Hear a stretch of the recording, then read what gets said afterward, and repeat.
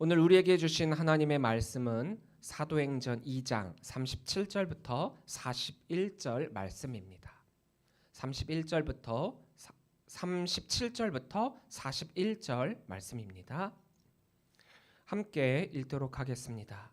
그들이 이 말을 듣고 마음에 찔려 베드로와 다른 사도들에게 물어 이르되 형제들아 우리가 어찌할꼬 하거늘 베드로가 이르되 너희가 회개하여 각각 예수 그리스도의 이름으로 세례를 받고 죄 사함을 받으라. 그리하면 성령의 선물을 받으리니 이 약속은 너희와 너희 자녀와 모든 먼데 사람 곧 주 우리 하나님이 얼마든지 부르시는 자들에게 하신 것이라 하고 또 여러 말로 확증하며 권하여 이르되 너희가 이 패역한 세대에서 구원을 받으리라 하니 그 말을 받은 사람들은 세례를 받음에 이날에 신도의 수가 3,000이나 더하더라. 아멘. 할렐루야. 예배 자리에 나오신 우리 모든 성도님들을 주의 이름으로 사랑하고 축복합니다. 우리나라 민족의 명절 설날입니다. 설날 잘 보내고 계시나요? 저는 설날 하면 어렸을 때 이 설날을 얼마나 기다렸는지 모릅니다. 명절이 되면 항상 큰 집과 외가에 가서 친지들을 만나고 또 인사를 하고 그랬는데 무엇보다 기다려지는 것은 뭐니 해도 머니겠죠. 세뱃돈을 얼마나 기다리며 친지들에게 인사하러 갔는지 모르죠. 1년 동안 농사가 가히 이 설날에 이뤄진다라고 해도 과언이 아닐 정도로 큰 설렘을 가지고 친척들을 만나게 됩니다.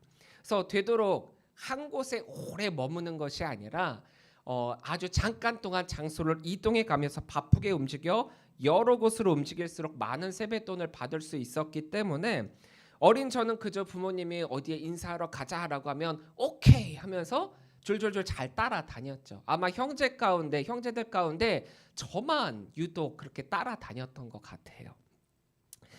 어린 저는 이렇게 따라다니면서 인사를 하고 또 인사를 하면 세뱃돈을 얼마나 벌 수 있을까 기대 찬 마음으로 그렇게 다녔는데 어린 마음에 몰랐는데 부모님이랑 같이 어디를 인사를 가게 되면 저야 세뱃돈을 받으러 다닌다 손 치더라도 저희 부모님은 세뱃돈을 주러 가는 거나 다름없잖아요. 만나면 뭐 조카들 또 아이들 이렇게 다 꺼내줘야 되는데 어떻게 보면 꽤나 부담스러우셨을 텐데 제가 크고 나서 이제 세뱃돈을 줘야 되는 입장에 있다 보니까 부모님의 그 모습과 마음과 상황이 이해가 되면서 좀 아련함이 남게 됩니다. 이제야 좀 철이 들었다라는 거죠. 네. 뭐 그런 추억들이 남아있는 명절입니다. 이제는 뭐 부모님의 부모님 또 형제들 분들도 한 분 한 분 다 돌아가셔가지고 그렇기 때문에 예전만큼 인사하러 다니지는 못하고 있지만 가족의 테두리가 우리 형제들만으로 작아지고 그래서 뭐 모임이 작기는 하지만 그래도 기다려지는 것이 설날이고 명절이고 가족들과 함께함의 기쁨이 있는 때가 바로 이 설날의 때이기도 합니다. 그래서 뭐 시간이 오래 걸리고 거리가 멀더라도 그것을 지루해하거나 힘들어하거나 하는 것이 아니라 기쁨으로 가는 때가 이때이지 않습니까? 저도 이제 이 예배가 끝나면 이제 가족들에게 가게 될 텐데 가족들과 함께하는 건 너무나도 기쁜 일입니다. 여러분들 믿는 자들이 가족들과 함께 이렇게 명절에 모이게 될 때 제일 조심해야 될 게 뭔지 아시죠? 꼭 명절에 가족들과 모이게 되면 싸움이 일어나요. 희한하더라고요. 오랜만에 만나면 참 기쁘고 즐거울 텐데 저분들이 꼭 약주 한두 잔씩 마시고 흥이 올라가고 그러다 보면 싸움이 일어나게 되더라고요. 저희 믿는 자들은 믿지 않는 자들의 본이 돼야 된다라고 했습니다. 그런 상황에서 이제는 교회 가야지 예수 믿어야지 그런 말하면 들리지도 않아요. 그게 아니라 여러분들이 서로 양보하고 배려하고 화목을 유지함을 통하여서 예수 믿지 않는 가족들에게 예수 믿어라라고 강요 아닌 강요로 그들을 자극하는 것이 아니라 여러분들의 행함으로 삶으로 그분들을 전도하시고 선교하시는 이번 귀한 명절이 되시기를 바랍니다. 마음의 찔림은 언제 생기는 것일까요? 마음의 찔림이 있다라고 하는 것은 무언가 잘못한 것이 있다라는 의미이기도 해요. 내가 무엇을 잘못했기 때문에 떳떳하지 못하고 그랬기 때문에 마음이 쿵쾅쿵쾅 뛴다라는 거죠. 우리 마음속에는 양심이라는 것이 있기 때문에 그것이 찔림이 생긴다라는 거죠. 우리의 메시아로 오신 예수 그리스도를 사람들은 어떻게 맞이했습니까? 나의 이득과 기득권을 위해 나몰라라 했고 예수 그리스도를 십자가에 못 박았던 것. 그들은 자신들의 잘못을 모른 채 그것을 했단 말이에요. 그것을 몰랐다라고 하면 찔림이 없어요. 근데 베드로의 설교를 이 앞절부터 베드로의 설교를 들은 이 사람들의 첫 번째 반응은 무엇이었느냐? 마음에 찔려입니다. 이들이 마음에 찔렸다라고 하는 것은 그들이 뭔가 잘못하고 있었다라는 것을 깨닫게 되었다라는 거예요. 알지 못했었는데 베드로의 설교를 들음을 통하여서 자신들이 무언가 잘못했고 그 잘못을 바로잡아야 된다라고 하는 사실까지는 깨닫게 되었다라고 하는 것이 바로 이 마음에 찔려라는 것입니다. 36절입니다. 그런즉 이스라엘 온 집은 확실히 알지니 너희가 십자가에 못 박으니 이 예수를 하나님이 주와 그리스도가 되게 하셨느니라 하니라. 이런 찔림이 있고 그들이 잘못한 것이 있음에도 불구하고 하나님께서는 그럼에도 그 예수 그리스도를 우리의 주와 그리스도가 되게 하셨기 때문에 그들의 마음에 찔림이 생겼다라는 거죠. 사실 마음에 찔림이 있다라고 하는 것은 상당히 고무적인 현상이에요. 사람은 잘못을 하고도 자기의 잘못을 모르기 때문에 떳떳하고 당당하고 큰 소리 내고 그러거든요. 찔림이 있는 사람은 이렇게 행동을 할 수가 없습니다. 그것에 대한 죄책감이 있고 그로 인해 후회하고 돌이킬 가능성이 있다라는 의미이기도 한 거예요. 똑같은 설교를 들어도 어떤 이는 찔림이 있고 또 어떤 이는 아무런 감정이나 느낌 없이 그 설교를 받아들이고 있을 수도 있습니다. 그냥 흘려 들어가는 그냥 소리 또 좋은 말씀 이 정도로만 듣고 그냥 지나친다라는 거죠. 사도들이 오순절 성령의 이 임재와 더불어서 언어의 이적으로 인하여 여러 나라 말을 하게 되었을 때 이들의 반응은 무엇이었죠? 7절이에요. 다 놀라 신기하게 여겨 이르되 보라 이 말하는 사람들이 다 갈릴리 사람이 아니냐. 이 말에는 상당히 여러 가지 큰 의미를 압축하고 있습니다. 뭐냐면은 오늘날 우리나라 말로 이걸 좀 바꿔서 이야기한다면 우와 저 사람들 되게 신기하다. 외국어 말하는 거 되게 신기하네. 그런데 나 저 사람들 알아. 저 사람들 누구냐면 시골 촌뜨기 사람이야. 촌뜨기 사람. 아무개 동네에서 살고 있는 촌뜨기잖아. 이런 말이라는 거예요. 저들은 외국에 나가본 적도 없고 외국어를 배운 적도 없는데 어떻게 이런 말을 한다는 것인가라고 하는 놀람은 있는데 이 놀람이 중요한 게 아니라 그 뒤에 저 사람들은 갈릴리 사람들이 아닌가. 이 말은 그들의 출신을 따져가며 멸시하고 조롱하고 있다라는 거죠.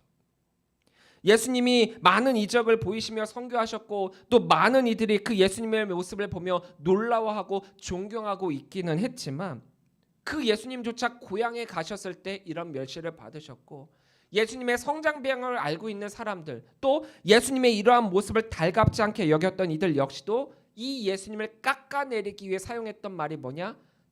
저 나사렛 사람 아니냐? 저 목수 요셉의 아들이 아니냐?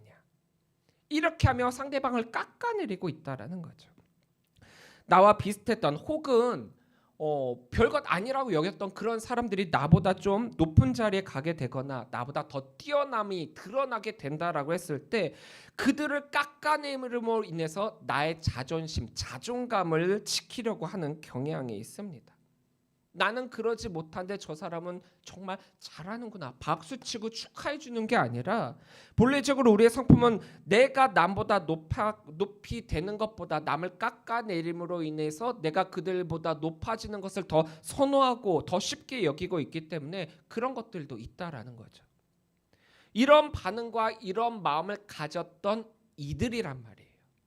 그런데 이들이 성령의 감동을 받아 설교한 이 베드로의 말을 듣고 그들의 그 반응이 어떻게 바뀌게 되었느냐? 37절입니다. 그들이 이 말을 듣고 마음에 찔려 베드로와 다른 사도들에게 물어 이르되 형제들아 우리가 어찌할꼬 하거늘.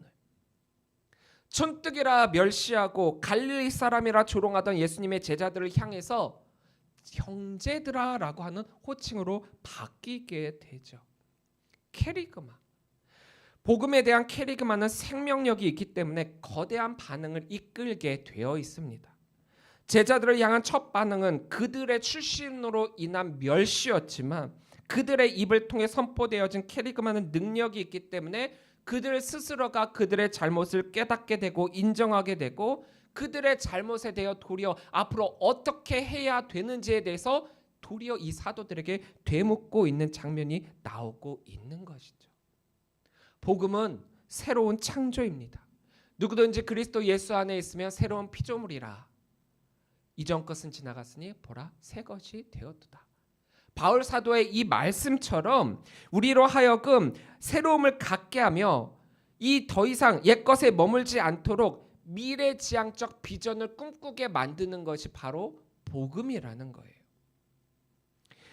과거에 내가 잘못한 것을 깨닫게 만드는 케리그마라고 한다면 이제는 그것을 넘어서서 새로운 창조가 일어나도록 우리를 독려하게 만드는 것이 복음이라는 것입니다.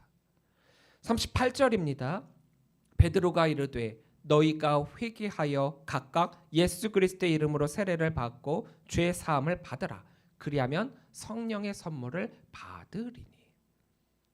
자, 이제 내가 어떻게 해야 됩니까? 라고 묻고 있는 이들을 향해서 베드로가 촉구한 것은 세 가지였어요. 첫째는 회개하는 것이고, 둘째는 예수 그리스도의 이름으로 세례를 받고 죄 사함을 받아야 된다라고 하는 것이고, 셋째는 그 다음에 성령의 선물을 받으라라는 겁니다.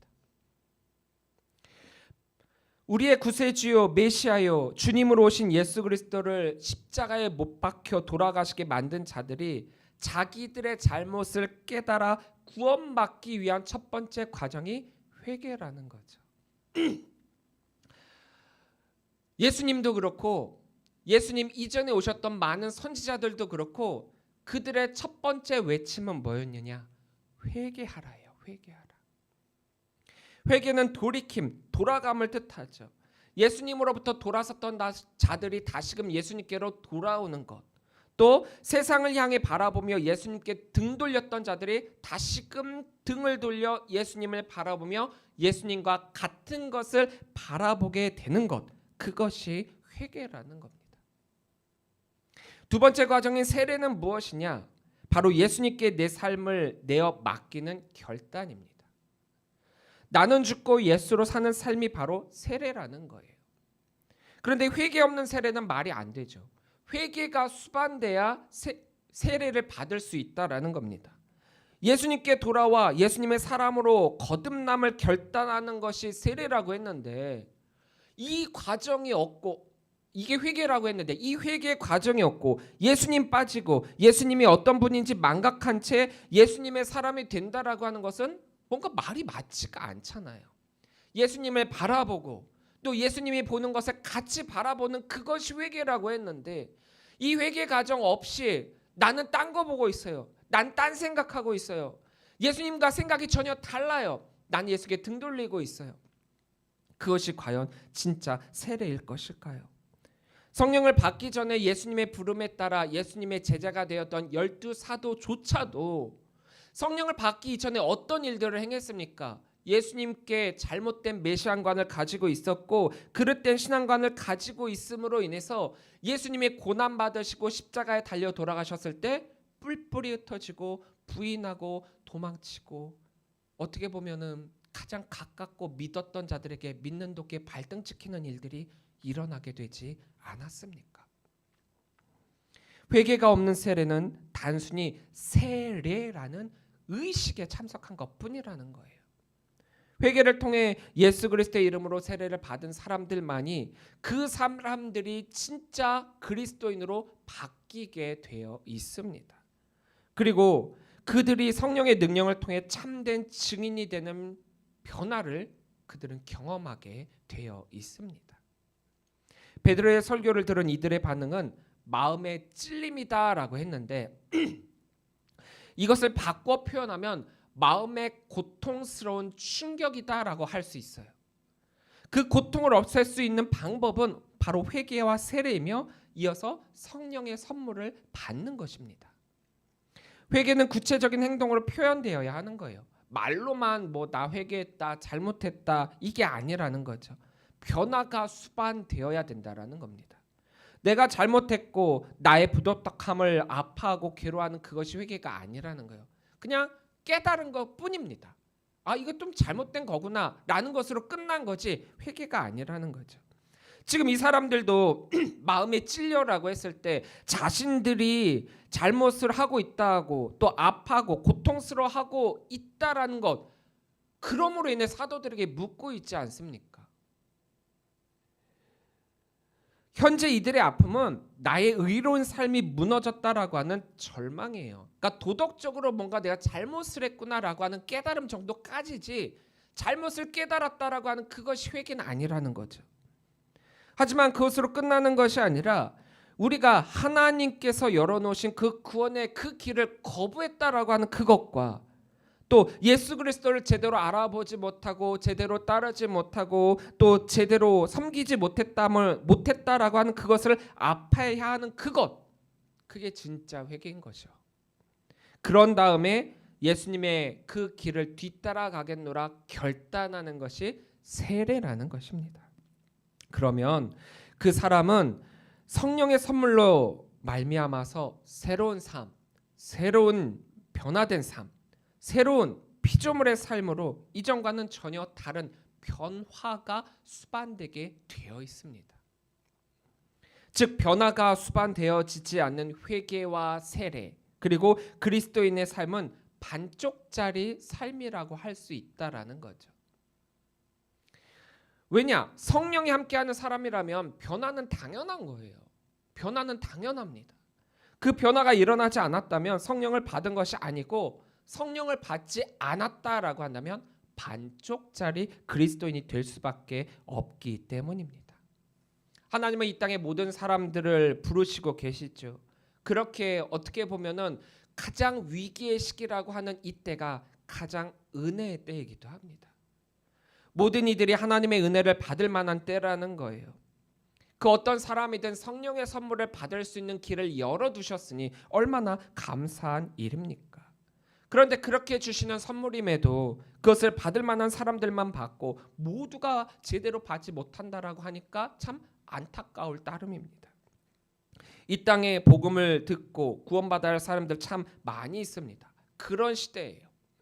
그런데 그 가운데 성령의 선물을 거부한 자들도 많고 나에게 주어진 이 성령의 선물이 무엇인지 제대로 모른 채 성령 받았다라고 착각하고 과거와 똑같은 삶을 사는 사람들도 참 많이 있습니다. 베드로의 설교를 들은 이들 중 참 많은 이들이 엄청난 변화를 일으키게 되지요. 41절입니다. 그 말을 받은 사람들은 세례를 받음에 이날에 신도의 수가 3,000이나 더하더라. 베드로는 다른 말한 게 아니에요. 뭐 정말 여러 가지 미사여구를 가지고 화려한 언어를 가지고 사람들을 설득한 게 아닙니다. 딱 하나만을 이야기했죠. 복음. 그 하나만을 선포를 했다라는 거예요. 그것이 캐리그마의 중심이요 핵심입니다. 복음이 빠지면 아무것도 아니고 복음이 빠지면 교회가 교회될 수가 없는 거예요. 그런데 이 복음 하나만을 선포했더니 어떤 일이 일어나게 되느냐? 3,000명이나 되는 사람들이 세례를 받게 되었다. 우리나라의 7, 80년대만 하더라도 이 캐리그마로 인해 변화된 신도의 수가 엄청났죠. 이 초대교회 이 부흥과 맞먹을 정도의 변화가 우리나라에서도 있었습니다. 사실 이때의 교회는 오늘날과 비교할 수 없이 정말 열악했죠. 시설도 열악하고 낙후되었고 뭐 여름 성경학교를 한다라고 하면은 선풍기 한 대 갖고 수백 명 가운데 이렇게 뜨거운 열기 가운데서 하고 힘들고 어렵고 부족했지만 그 가운데 얼마나 신앙을 위한 열심, 믿음을 위한 결단 얼마나 뜨거웠습니까? 저도 어릴 적을 기억을 해보면은 지금과는 비교가 안 되더라고요. 그런데 거기에는 정말 너무나도 기쁨이 있었어요. 근데 요즘에는 고생하려고 하지 않고 또 갖춰지지 않은 수련회장은 안 가려고 하고 너무 익숙해졌고 너무 편해졌고 너무 좋아지니까 도리어 믿기에는 불편해지게 된 게 오늘의 모습이라는 거죠. 성령의 이적이 여기저기 일어났고 많은 이들은 말 그대로 예수로 죽고 예수로 사는 삶을 사는 성도들이 너무나도 많았던 때가 8, 90년대의 우리 그리스도인들, 우리 교회의 모습이었습니다. 그런데 많은 말씀, 많은 설교, 똑같이 복음이 선포하고는 있는데 왜 80, 70, 80년대 때 일어났던 이 부흥과 이적이 2000년대 이후에는 일어나고 있지 않은 것일까요? 똑같은 복음을 선포한다라고 한다면 그때에만 임하는 성령님이 아니시기 때문에 오늘날에도 똑같이 동반된 우리와 함께 하시는 성령님인데 왜 이런 변화가 일어나지가 않습니까? 바른 선포는 철저한 회개를 이끌어내게 되어 있어요. 이것은 또 놀라운 변화를 수반하며 부흥과 성장을 가져오게 되어 있습니다. 그런데 이런 변화가 일어나지 않았다. 그것은 뭔가 문제가 있다라는 거죠. 7, 80년대와 다르게 2000년대 이후에는 기독교의 부흥은커녕 도리어 기독교의 쇠퇴가 일어나고 있고 코로나19와 더불어서 너무나도 급격하게 기독교의 수는 줄어들고 있죠. 문명의 발달과 미디어의 발달로 인해서 교회에서 예배하기는 편해졌고 또 신앙생활하기도 너무나도 좋아졌는데 왜 이런 변화가 일어나지 않을까요? 어떻게 생각하면 너무 편해졌고 너무 좋아졌기 때문이라는 거죠. 저는 여기에 대해서 두 가지를 생각을 하게 됐어요. 하나는 목회자적 입장에서이고 또 하나는 평신도적 입장에서 말입니다. 복음이라고 하는 건 절대 불변의 진리라고 했기 때문에 여기는 정말 문제가 없습니다. 시대가 아무리 지났어도 변함이 없고 문제될 건 없습니다. 그렇다면 선포가 잘못된 것인가? 이 세상에는 너무나도 많은 설교가 있고 설교 홍수 시대에 살고 있습니다. 많은 목회자들이 설교를 하고 있고 또 설교의 홍수 시대에 넘쳐남에도 불구하고 그 말씀의 능력의 힘이 제대로 발휘되지 못하고 있어요. 기독교의 어른들이라고 했었던 그 7, 80년대에 부흥을 이끌었던 그 목사님들이 한 분, 두 분 돌아가시고 난 이후에 그 자리를 메울 수 있는 영적 권위가 있는 목사님들이 생기지 못했고 그분들과 같은 캐리그마가 더 이상 이 땅에 선포되어지지 못하고 캐리그마와 비슷한 말들이 들려지고만 있기 때문입니다. 이 부분을 목회자들은 굉장히 엄중하게 깨닫고 어떻게 보면 회개해야 되고 좋은 말씀으로의 설교가 아니라 하나님의 말씀으로의 설교를 해야 된다라는 거죠. 예수님의 말씀이 세상의 위대한 성인들의 한 말씀과 같은 것들이 아니라 자신을 내어 우리의 생명을 살리는 세상의 그 어떤 말과도 비교할 수 없는 다른 생명의 말씀인 것처럼 목회자의 설교는 좋은 말씀으로 끝나는 것이 아니라 하나님의 말씀이 되어야 하는데 어느덧 많은 곳에서 캐리그마의 선포가 아니라 목사의 말로 변질되고 있는 게 참 많이 있죠. 어떻게 보면 하나님의 말씀이라고 하고 틀린 말은 아니에요. 하나님이 하신 말씀은 맞아요. 그런데 하나님이 열을 말씀하셨으면 열을 다 그대로 전해야 되는데 이 필터링을 통해 가지고 하나님이 10개를 말씀하시면은 그 중에서 내가 골라서 5개만 말을 하는 이런 경우가 많이 있다라는 거죠. 내가 원하는 말을 쏙쏙 빼서 하는 그게 하나님 말씀은 아니잖아요. 씁쓸하면서도 안타깝고 안타까우면서도 탄식해야 되는 부분이 바로 이 부분이기도 합니다. 목사님들 중에 필터링 잘하는 목사님들 굉장히 많아요. 또 그분들은 시대적 어쩔 수 없는 상황이다라고 말씀하시는 분들도 있습니다. 하지만 저는 이 부분에 대해서 이렇게 생각을 해요. 하나님의 심판은 도리어 말씀을 전하는 자들에게 더 엄중하다라고 했거든요. 그렇기 때문에 저는 이 말씀을 엄중하게 생각을 하며 말씀을 선포할 때에 하나님의 말씀만을 선포해야겠다라고 그런 결단을 할 수밖에 없었습니다. 근데 그거 아세요? 사람들은요, 필터링을 잘하는 목사님들의 설교를 좋은 말씀으로 여기고 또 그 말씀을 캐리그마의 선포보다 더 좋아하고 있다라는 사실을 말입니다.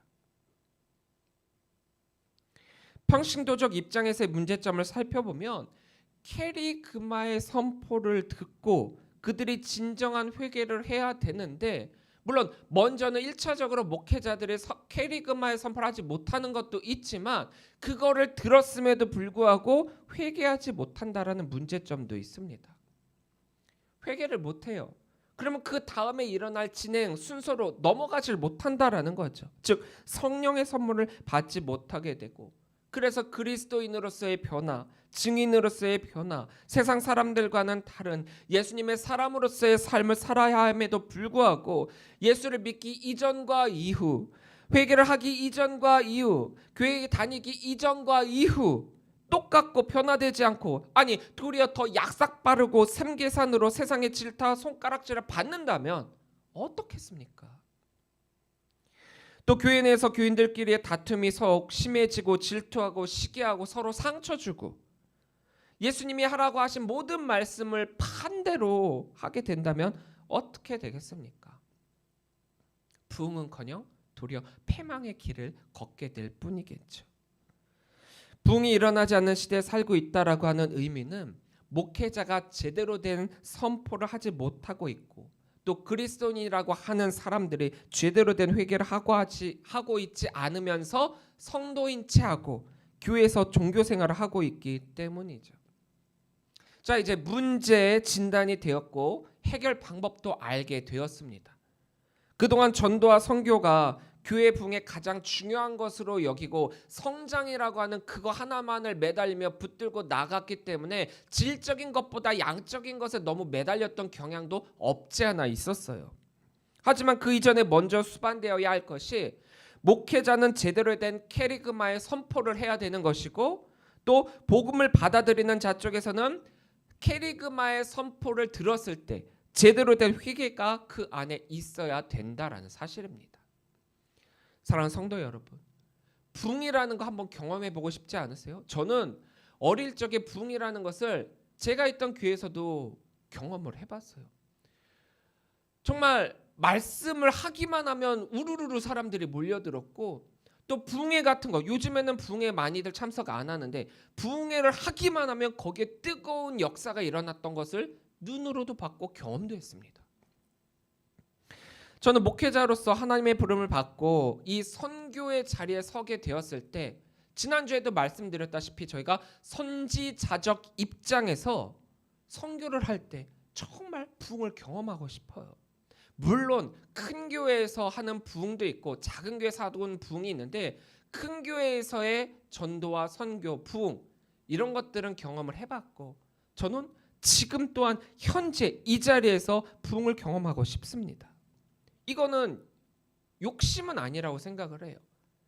제대로 캐리그마의 선포와 복음적 회개가 일어난다면 당연하게 생기는 현상이기 때문에 이 말을 바꿔서 얘기하면 저는 목사로서 목회자로서 제대로 된 목사와 목회 사역을 감당하고 싶다라고 하는 저의 다짐이자 결단이기도 합니다. 초대교회 때는 캐리그마를 선포하기만 하면 놀라운 역사가 일어났잖아요. 성령의 선물이 모두에게 주어지게 되면서 교회가 교회되고 또 하나님의 계획하신 대로 선교가 이 땅에 가득 넘치게 될 것 같아 뭐 좀만 있으면 세계 모든 만민들이 하나님의 백성이 되는 것은 시간 문제인 듯 보였습니다. 그런데 2000년이 지난 지금 물론 기독교가 그때보다는 많이 부흥을 했죠. 하지만 조금만 지나면은 모든 사람들이 변화될 것처럼 보였던 그때와 지금을 비교해 보면 아직도 새로운 존재로, 새로운 피조물로, 새로운 삶을 살도록 만드는 그 선교의 자리에 우리가 아직도 가야 할 길은 너무나도 멀고 먼 길이 되고 있다라는 거죠. 여전히 복음은 세상에 심겨지고 있고 선교는 진행 중입니다. 세상을 바라보며 선교해야 되는 거 맞습니다. 하지만 저는 우선적으로 거울로 내 모습을 바라봐야 된다라고 생각을 해요. 우리의 모습을 돌이켜볼 필요가 있습니다. 우리가 먼저 하나님의 부름받은 자로서 제대로 된 캐리그마의 선포를 하고 있는지, 제대로 변화받은 그리스도인으로서의 선교를 하고 있는지 말입니다. 세상과 다른 새로운 피조물로서의 변화, 새로운 삶으로의 변화, 새로운 본을 보이고 있는 성도로의 변화는 성령의 선물을 받은 교회의 다른 이름이라는 거예요. 그러니까 정말 우리가 이 초대교회의 부흥을 경험하지 못하는 이유는 제대로 된 캐리그마의 선포도 없고 제대로 된 회개가 없었기 때문에 당연스럽게 성령의 선물이 따르지 못해서 변화가 되지 못했다라는 의미이기도 합니다. 문제를 알고 답을 알고 있다고 모두가 정답을 쓰지는 못하더라고요. 알면서도 오답을 쓰는 경우가 참 많이 있습니다. 알면서도 의심하고 알면서도 오답을 정답이라고 착각하는 경우가 많아요. 제대로 된 선포와 제대로 된 회개는 제대로 된 그리스도인으로 바꿀 수 있습니다. 우리 참된 성도가 되도록 합시다. 좋은 말씀을 듣는 것을 찾아다니는 것이 아니라 캐리그마의 선포를 통해 복음 하나만을 붙들고 나아가 믿는 자로서의 삶을 삽시다. 변화는 성령의 선물을 받은 교회의 이름이요, 또한 우리가 행해야 하는 모습이자 하나님 나라로의 여정입니다. 세상을 향한 노래를 부르는 것이 아니라 주님을 향한 노래를 부르시길 바랍니다. 세상의 것에 시선을 두지 말고 오직 나의 왕이 되신 그 예수님의 얼굴만을 바라보며 예수님이 보시는 크기를 같이 바라보며 동행하는 우리 귀한 성도님들이 되시기를 바랍니다. 그래서 우리의 변화가 세상을 변화시키고 우리의 변화가 세상을 하나님의 나라로 바꾸게 됨을 믿으시기를 바랍니다. 우리 모든 성도님들 힘써 우리에게 맡겨진 성도로서의 삶, 성교에 앞장서 갖고 이 지경에 그리스도의 향기가 풍성히 거할 수 있도록, 그래서 하나님의 기쁨이 되는 성도들이 되시기를 주의 이름으로 간절히 축원합니다. 기도하시겠습니다.